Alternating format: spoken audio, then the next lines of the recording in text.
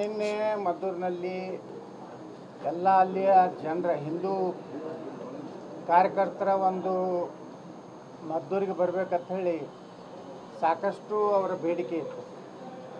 ಮತ್ತು B J P ನಾಯಕರು ಅಲ್ಲಿ ಹೋದಾಗ ಅವ್ರ ಭಾಷಣ ಕೇಳದೆ ಯತ್ನಾಳ ಬರಬೇಕನ್ನುವಂಥ ಒಂದು ತಮ್ಮ ಹೃದಯ ಅಂತರದಿಂದ ಇವತ್ತು ಅಲ್ಲಿಯ ಜನ ಹಿಂದೂ ಸಮಾಜ ನನ್ನನ್ನು ಕರೆದಿತ್ತು. ನಾನು ನಿನ್ನೆ ಹೋಗಿದ್ದೆ.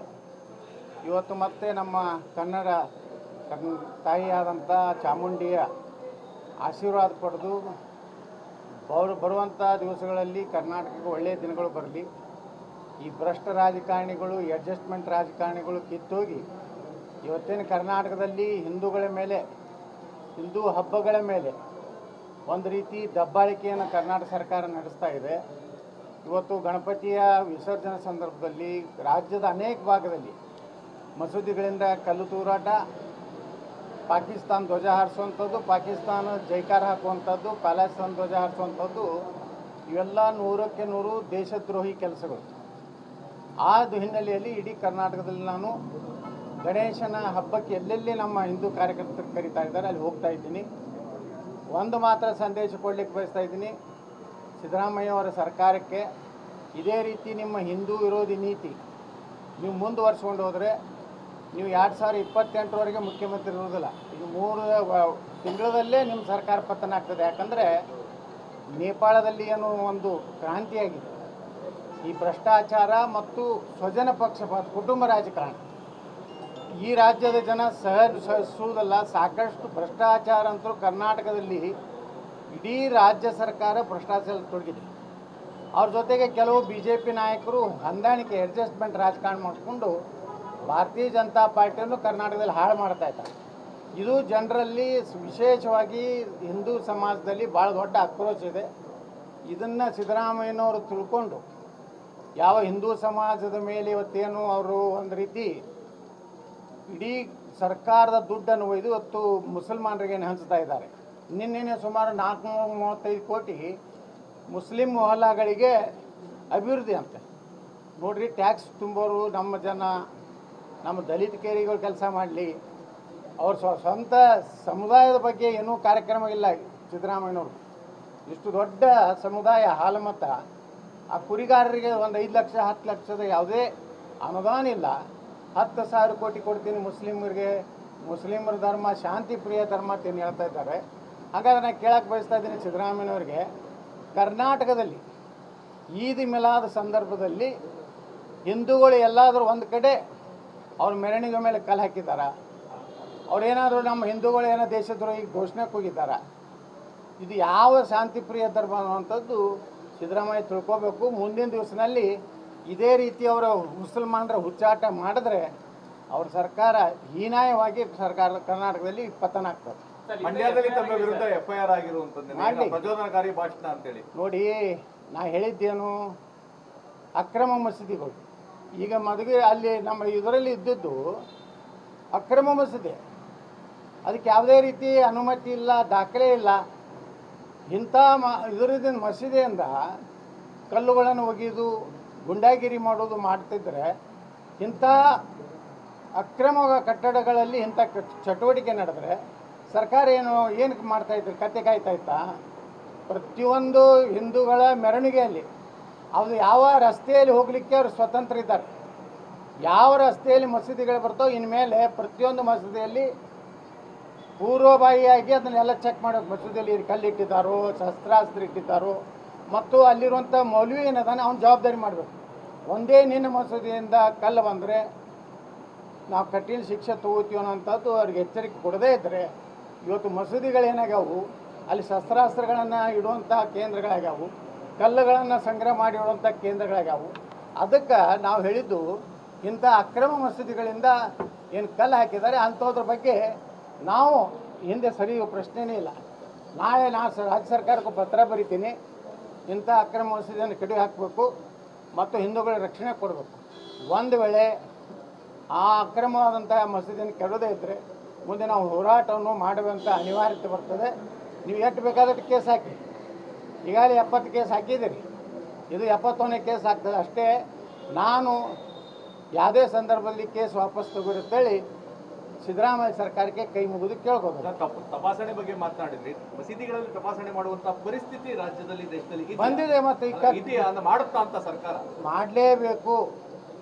ಮಾಡದೆ ಇದ್ರೆ ಕಲ್ಲು ಎಲ್ಲಿ ಬಂತು? ಅಷ್ಟು ಕಲ್ಲು ಒಗೆಯುವಂಥ ಕಲ್ಲುಗಳು ಎಲ್ಲಿ ಬಂತವು?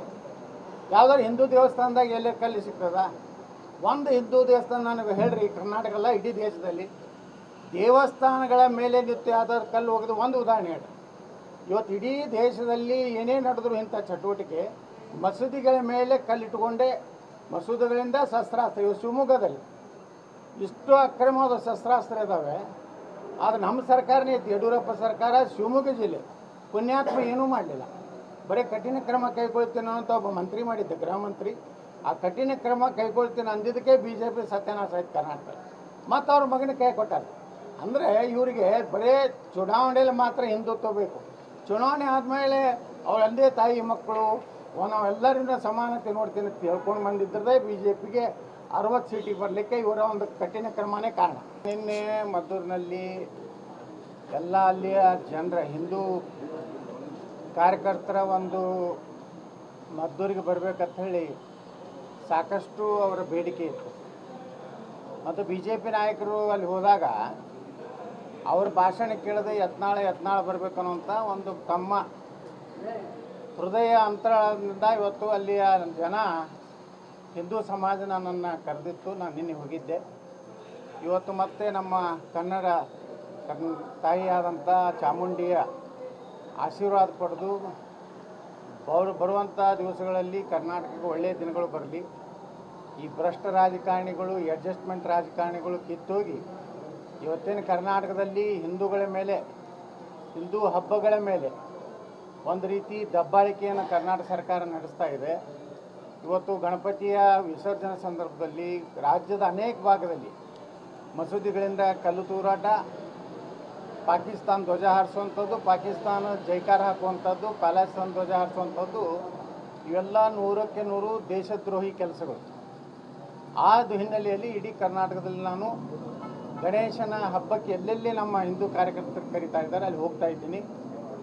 ಒಂದು ಮಾತ್ರ ಸಂದೇಶ ಕೊಡಲಿಕ್ಕೆ ಬಯಸ್ತಾ ಇದ್ದೀನಿ, ಸಿದ್ದರಾಮಯ್ಯ ಅವರ ಸರ್ಕಾರಕ್ಕೆ ಇದೇ ರೀತಿ ನಿಮ್ಮ ಹಿಂದೂ ವಿರೋಧಿ ನೀತಿ ನೀವು ಮುಂದುವರ್ಸ್ಕೊಂಡು ಹೋದರೆ ನೀವು 2028ವರೆಗೆ ಮುಖ್ಯಮಂತ್ರಿ ಇರುವುದಿಲ್ಲ. ಈಗ 3 ತಿಂಗಳಲ್ಲೇ ನಿಮ್ಮ ಸರ್ಕಾರ ಪತನ ಆಗ್ತದೆ. ಯಾಕಂದರೆ ನೇಪಾಳದಲ್ಲಿ ಏನೋ ಒಂದು ಕ್ರಾಂತಿಯಾಗಿದೆ.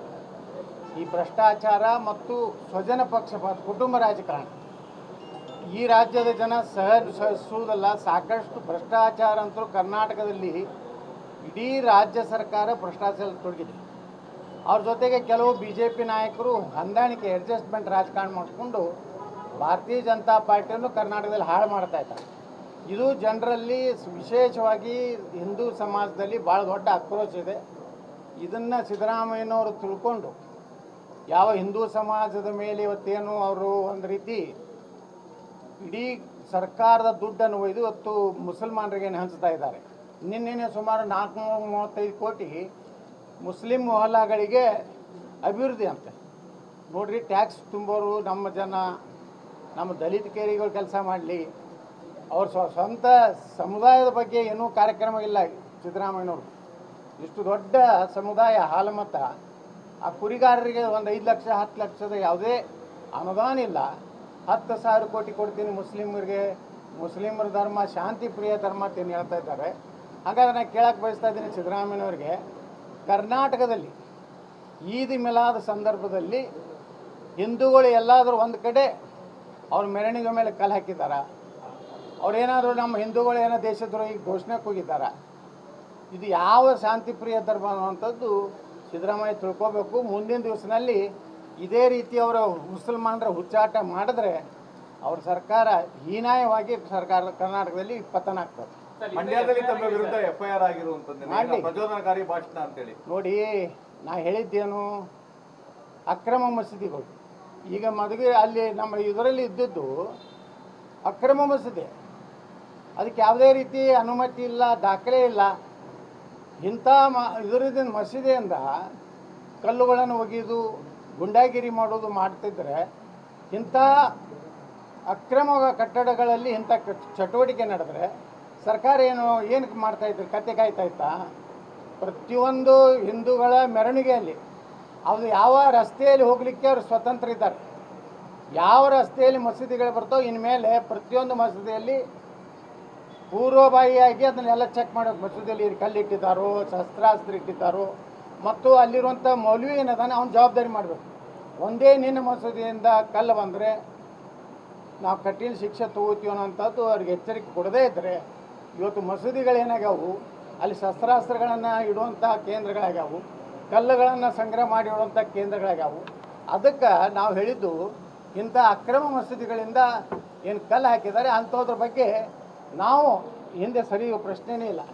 ನಾಳೆ ರಾಜ್ಯ ಸರ್ಕಾರಕ್ಕೆ ಪತ್ರ ಬರಿತೀನಿ, ಇಂಥ ಅಕ್ರಮ ಮಸೀದಿಯನ್ನು ಕಡಿ ಹಾಕಬೇಕು ಮತ್ತು ಹಿಂದೂಗಳ ರಕ್ಷಣೆ ಕೊಡಬೇಕು. ಒಂದು ವೇಳೆ ಆ ಅಕ್ರಮವಾದಂಥ ಮಸೀದಿಯನ್ನು ಕೆಡೋದೇ ಇದ್ದರೆ ಮುಂದೆ ನಾವು ಹೋರಾಟವನ್ನು ಮಾಡುವಂಥ ಅನಿವಾರ್ಯತೆ ಬರ್ತದೆ. ನೀವು ಎಷ್ಟು ಬೇಕಾದಷ್ಟು ಕೇಸ್ ಹಾಕಿ, ಈಗಾಗಲೇ 70 ಕೇಸ್ ಹಾಕಿದ್ದೀರಿ, ಇದು 71ನೇ ಕೇಸ್ ಆಗ್ತದೆ ಅಷ್ಟೇ. ನಾನು ಯಾವುದೇ ಸಂದರ್ಭದಲ್ಲಿ ಕೇಸ್ ವಾಪಸ್ ತಗೋರಿತ್ತೇಳಿ ಸಿದ್ದರಾಮಯ್ಯ ಸರ್ಕಾರಕ್ಕೆ ಕೈ ಮುಗಿದು ಕೇಳ್ಬೋದು. ತಪಾಸಣೆ ಬಗ್ಗೆ ಮಾತನಾಡಿದ್ರಿ, ಮಸೀದಿಗಳಲ್ಲಿ ತಪಾಸಣೆ ಮಾಡುವಂತ ಪರಿಸ್ಥಿತಿ ರಾಜ್ಯದಲ್ಲಿ ದೇಶದಲ್ಲಿ ಬಂದಿದೆ. ಮತ್ತು ಮಾಡುತ್ತಾ ಅಂತ ಸರ್ಕಾರ ಮಾಡಲೇಬೇಕು. ಮಾಡದೇ ಇದ್ರೆ ಕಲ್ಲು ಎಲ್ಲಿ ಬಂತು? ಅಷ್ಟು ಕಲ್ಲು ಒಗೆಯುವಂಥ ಕಲ್ಲುಗಳು ಎಲ್ಲಿ ಬಂತವು? ಯಾವ್ದಾದ್ರು ಹಿಂದೂ ದೇವಸ್ಥಾನದಾಗ ಎಲ್ಲೇ ಕಲ್ಲು ಸಿಗ್ತದ? ಒಂದು ಹಿಂದೂ ದೇವಸ್ಥಾನ ನನಗೆ ಹೇಳ್ರಿ, ಕರ್ನಾಟಕ ಅಲ್ಲ ಇಡೀ ದೇಶದಲ್ಲಿ ದೇವಸ್ಥಾನಗಳ ಮೇಲೆ ನಿಂತು ಯಾವ್ದಾದ್ರು ಕಲ್ಲು ಒಗೆದು ಒಂದು ಉದಾಹರಣೆ ಹೇಳ್ರಿ. ಇವತ್ತು ಇಡೀ ದೇಶದಲ್ಲಿ ಏನೇ ನಡೆದ್ರು ಇಂಥ ಚಟುವಟಿಕೆ ಮಸೀದಿಗಳ ಮೇಲೆ ಕಲ್ಲಿಟ್ಟುಕೊಂಡೇ, ಮಸೂದಿಗಳಿಂದ ಶಸ್ತ್ರಾಸ್ತ್ರ. ಇವು ಶಿವಮೊಗ್ಗದಲ್ಲಿ ಇಷ್ಟು ಅಕ್ರಮವಾದ ಶಸ್ತ್ರಾಸ್ತ್ರ ಇದ್ದಾವೆ. ಆದರೆ ನಮ್ಮ ಸರ್ಕಾರನೇ ಇತ್ತು, ಯಡಿಯೂರಪ್ಪ ಸರ್ಕಾರ, ಶಿವಮೊಗ್ಗ ಜಿಲ್ಲೆ ಪುಣ್ಯಾತ್ಮ ಏನೂ ಮಾಡಲಿಲ್ಲ. ಬರೀ ಕಠಿಣ ಕ್ರಮ ಕೈಗೊಳ್ತೀನಿ ಅಂತ ಒಬ್ಬ ಮಂತ್ರಿ ಮಾಡಿದ್ದೆ, ಗೃಹ ಮಂತ್ರಿ. ಆ ಕಠಿಣ ಕ್ರಮ ಕೈಗೊಳ್ತೀನಿ ಅಂದಿದ್ದಕ್ಕೆ BJP ಸತ್ಯನಾಶ ಆಯ್ತು ಕರ್ನಾಟಕ. ಮತ್ತು ಅವ್ರ ಮಗನಿಗೆ ಕೈ ಕೊಟ್ಟಾರೆ. ಅಂದರೆ ಇವರಿಗೆ ಬರೀ ಚುನಾವಣೆಯಲ್ಲಿ ಮಾತ್ರ ಹಿಂದುತ್ವ ಬೇಕು. ಚುನಾವಣೆ ಆದಮೇಲೆ ಅವ್ರ ತಂದೆ ತಾಯಿ ಮಕ್ಕಳು ನಾವೆಲ್ಲರಿಂದ ಸಮಾನತೆ ನೋಡ್ತೀನಿ ಅಂತ ಹೇಳ್ಕೊಂಡು ಬಂದಿದ್ದರೆ BJPಗೆ 60 ಸೀಟಿಗೆ ಬರಲಿಕ್ಕೆ ಇವರ ಒಂದು ಕಠಿಣ ಕ್ರಮನೇ ಕಾರಣ.